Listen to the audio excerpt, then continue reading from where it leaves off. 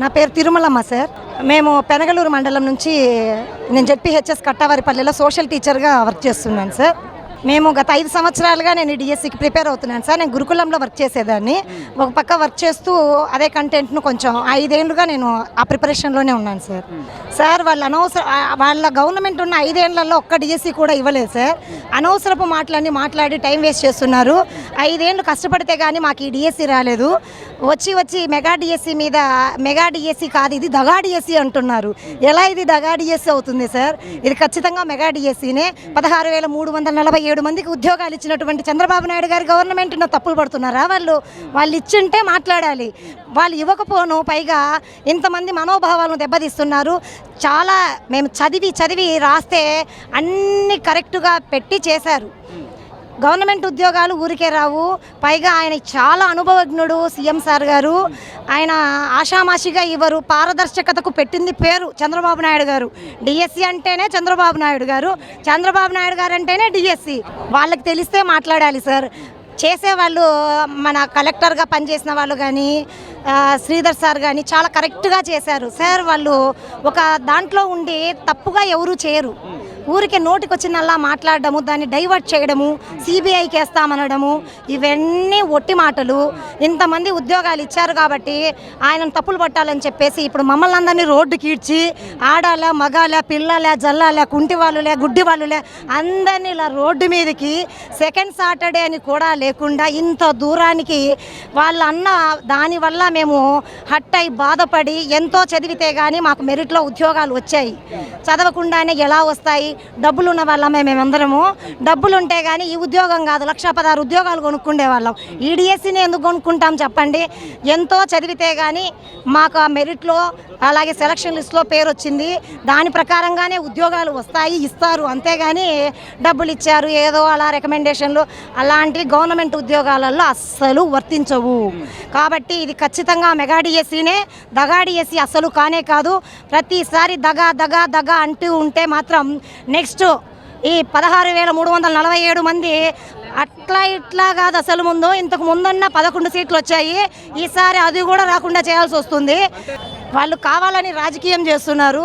రాజకీయాలకి డిఎస్సి వారిని రాబట్టడం అనేది కరెక్ట్ కానే కాదు సార్. మొదటి సంతకం ఆయన ఛాలెంజ్గా తీసుకొని లోకేష్ సార్ గారు ఇది ప్రిస్టేజ్ ఇష్యూగా తీసుకొని రాత్రింబగళ్ళు కష్టపడి చేశారు.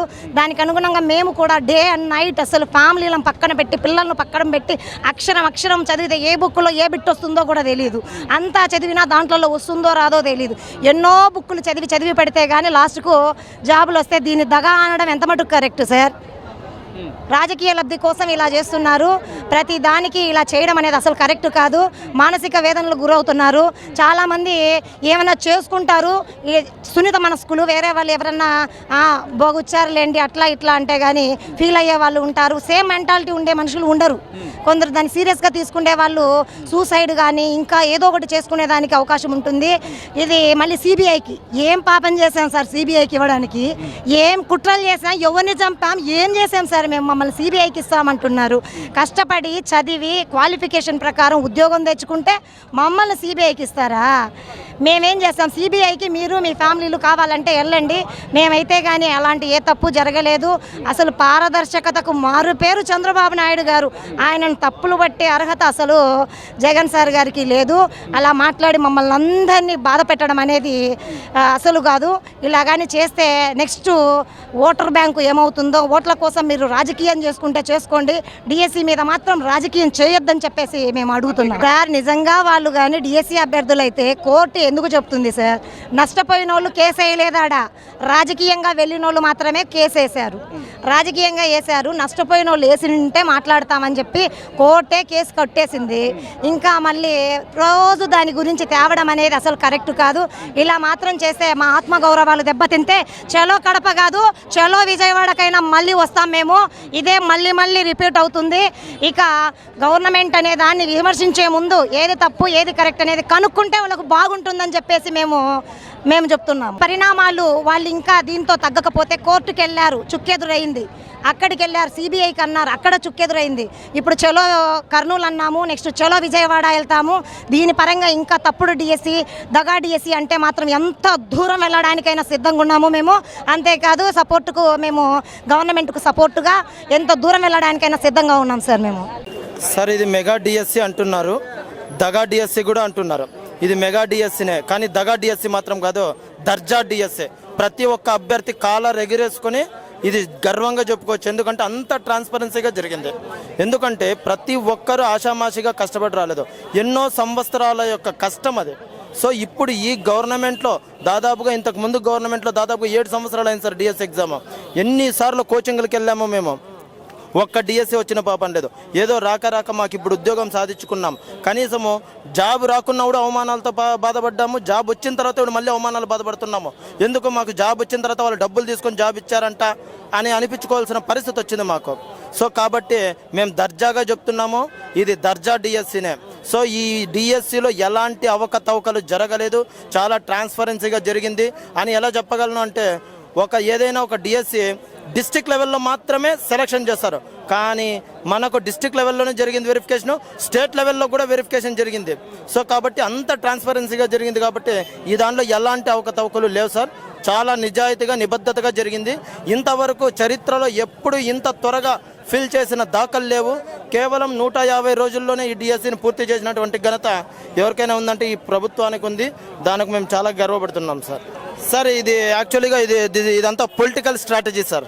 యాక్చువల్గా ఒక అభ్యర్థికి అన్యాయం జరిగితే మనకు సొల్యూషన్ ఇవ్వాల్సింది కోర్టులు ఉన్నాయి సార్. మన సమస్యను కోర్టుకు వెళ్ళి విన్నవిస్తే ఖచ్చితంగా మనకు ఆన్సర్ వస్తుంది. సో మనం వెళ్ళి పొలిటికల్ ద్వారా చెప్తే వాళ్ళు ఏం చేస్తారు, దాన్ని రచ్చ చేస్తున్నారు. మీకు నిజంగా నేను మీడియా ముఖంగా చెప్తున్నాను, ఏ అభ్యర్థికి అయితే అన్యాయం జరిగిందో మీరు వెళ్ళండి, హైకోర్టుకి వెళ్ళండి, వాళ్ళని అడగండి, ఖచ్చితంగా మీకు ఆన్సర్ వస్తుంది, మీకు సమాధానం వస్తుంది. సో ఎందుకంటే మనకు హైకోర్టు ఉండేది ఏమిటికి, మన సమస్యలను పరిష్కరించడానికే. కాబట్టి ఆ హైకోర్టుకి వెళ్తే ఖచ్చితంగా న్యాయం జరుగుతుంది సార్. హైకోర్టు కూడా మొన్న తీర్పు అదే ఇచ్చింది సార్. ఓన్లీ మీరు వచ్చి రిప్రజెంటేషన్ ఫిల్ చేస్తున్నారు, ఎందుకు ఒక్క అభ్యర్థి కూడా రావడం లేదే అనే ఉద్దేశంతో హైకోర్టు కూడా పిల్ కొట్టేసింది. ఏ అభ్యర్థి అయినా వెళ్ళి అడగండి, హైకోర్టుకి ఏమని కేసు వేస్తే ఖచ్చితంగా ప్రతిఫలం అనేది వస్తుంది సార్.